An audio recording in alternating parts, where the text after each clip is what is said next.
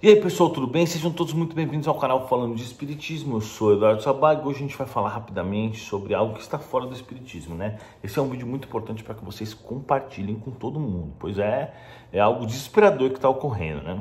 A gente percebe que o brasileiro não está nem aí pro coronavírus. Teve protesto hoje, foi um monte de gente. Teve praia hoje, foi um monte de gente. Os caras não têm noção. O que é o coronavírus? Vamos imaginar, vamos pegar os casos que a gente tem, que são casos reais, tá? Bom, não, primeiro antes vamos falar do coronavírus. A cada 100 pessoas que pegam, mais ou menos, pelo que eu vi, isso tudo que eu vou falar aqui é ciência, não tem nada a ver com o espiritismo. Não que o espiritismo não seja, mas isso são dados oficiais já, que os cientistas que estão estudando mais próximos estão pegando. Eles dizem que mais ou menos de 10 a 11% das pessoas vão evoluir para um problema pior e vão ter que ser entubadas. Então, olhem só a doença, imaginem só, 100 pessoas, 10 a 11 vão ser entubadas. Nessas 10 a 11, 7 vão morrer. Então, a cada 100 pessoas, 7 morrem. Esse é o dado atual, o dado certo, oficial. Tá? Vou colocar um link aí abaixo, é o link mais atualizado, toda hora ele atualiza. Ele tem aí embaixo também, no link, uma porcentagem. X pessoas curadas, Y pessoas que morreram, na verdade. É óbvio que a gente tem que apurar quantas pessoas, qual é a mortalidade no resultado, né? Porque não dá para prever o que vai acontecer com as pessoas antes delas serem curadas ou não. Então a gente tem que pegar a quantidade de pessoas que foram curadas, as pessoas que morreram e fazer o cálculo. Então hoje a mortalidade está em 7%. Essa página aí, ela faz o cálculo automático, está aí abaixo. Então a gente está falando de uma doença que mata muita gente, certo? E aí se você falar como que é a transmissão, os dados mais oficiais que a gente tem, eles falam que a transmissão, quer dizer, que a pessoa começa a ter sintoma de 2 a 10 dias.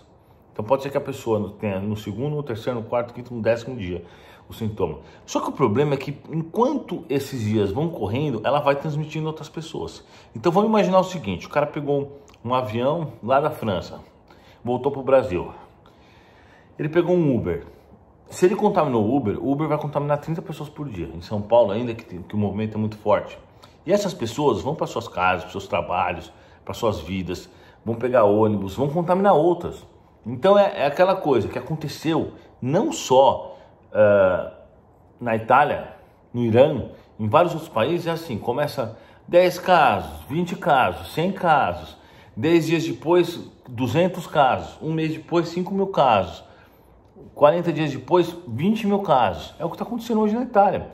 Hoje é dia 15 de março, a Itália tem 2 mil mortos. E você fala, a Itália não está conseguindo controlar. Os caras são experientes em desastres, muito mais que o Brasil, que não está acostumado com nada, problema nenhum, nem terremoto, nem nada. Isso tudo tem também na Itália. Terrorismo, não sei o quê. Não tem nada aqui no Brasil. Então os caras são experientes em desastres. A Itália, do tamanho do Rio Grande do Sul, quase não tem prédio. Tem Roma, acho que Milão, deve ter Veneza, eu não vi prédio. Deve ter Módena, deve ter alguns lugares que tem prédio, mas quase não tem. Ou seja, a densidade de pessoas é pequena. E mesmo assim, eles não estão conseguindo controlar. Não para de subir, os caras estão desesperados. Tem inscritos aí no canal que escrevem aí, pô, Eduardo, eu moro aqui na Itália. Se você mora na Itália, aliás, aquelas pessoas que moram em fora do país, que estão vivendo situações semelhantes, contem abaixo o que vocês estão vendo.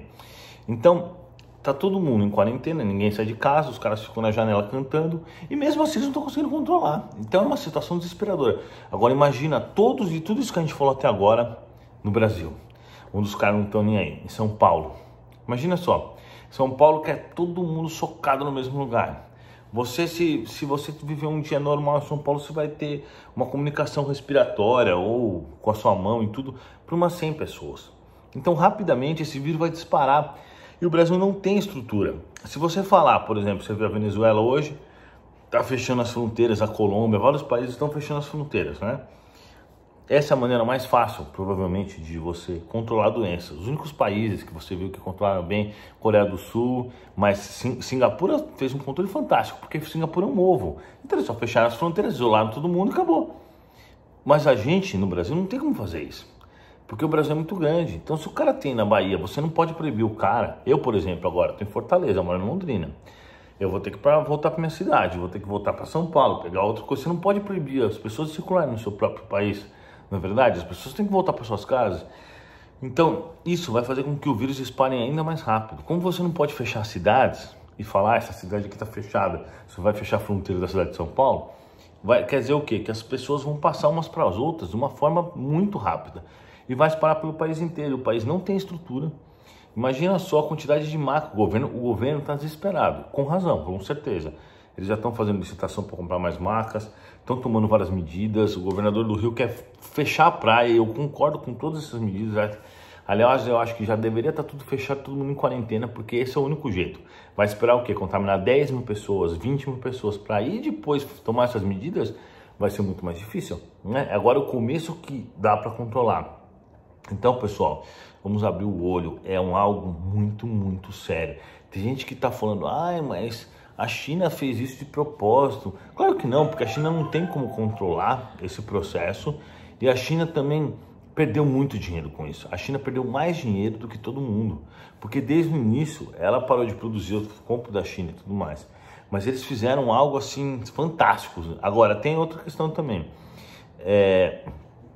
Todos os países vão passar por isso. A China hoje já praticamente se controlou. Mas a que preço? A disciplina dos cidadãos chineses é impressionante, porque primeiro eles vivem numa ditadura, não tem opção. Eles não têm livre-arbítrio. Tudo bem que não é uma ditadura tão ruim como a da Venezuela, da Cuba, mas é assim. Então se o governo fala, ó, vai ser assim, todo mundo obedece lá. Mas os outros países não têm essa mesma disciplina, o Brasil muito menos. Então, pessoal, vocês podem esperar próximos dias de terror total. Pior coisa que pode ter acontecido de longe no Brasil. E se eu fosse vocês, né, e é o que eu vou fazer, isolamento total, até passar esse negócio. Se tiver que trabalhar, porque quando eu fiz meu outro vídeo, as pessoas falam, ah, mas eu trabalho num bar, num restaurante do hotel, teve alguém até comentou, tente usar máscara, faça o possível para usar máscara, fecha bem a máscara, se você tiver mais de uma, porque tem uma certa validade, apesar de que não vai que a máscara fica totalmente inútil, né? Falam isso, mas também não existem estudos em relação a isso. Lava a mão, álcool em gel, não põe a mão nem na boca, nem no olho, nem no nariz, de forma alguma. E é isso aí, vai fazer o quê? Vai ter que viver com isso. Inclusive, duas coisas que eu queria falar para complementar. A primeira é que falam, só idosos morrem. Não é bem assim, porque 3 médicos do hospital que descobriu o coronavírus já morreram. 3 médicos que não eram idosos, né? O terceiro parece que tinha 57 anos, mas também não é idoso. Então, vocês percebem que por mais que o cara era um médico, tinha consciência, tinha total noção de tudo que estava acontecendo, tinha, obviamente, a medicina a favor dele, porque ele estava no hospital que ele trabalhava, eles iam cuidar dele, claro, não conseguiu resistir. Então não é tão tranquilo quanto parece. A outra coisa vocês perceberam que teve recentemente aí o noivado de uma irmã de uma youtuber, né? Esqueci o nome dela. E o que aconteceu é que muitas pessoas foram no noivado e um cara estava com coronavírus, ele passou para um monte de gente. Então, às vezes a gente vê na TV, a pessoa fala, o cara fala, né, o especialista, ele fala assim, não, porque esse coronavírus contamina de 1 ou 2 pessoas. Não é verdade isso. Esse noivado aí, que é a única referência que a gente tem, comprovou isso, ele contaminou um monte de gente. Então, assim, por mais que a pessoa nem tenha, outra coisa que a gente percebe, como ele propaga rápido e de maneira muito eficiente.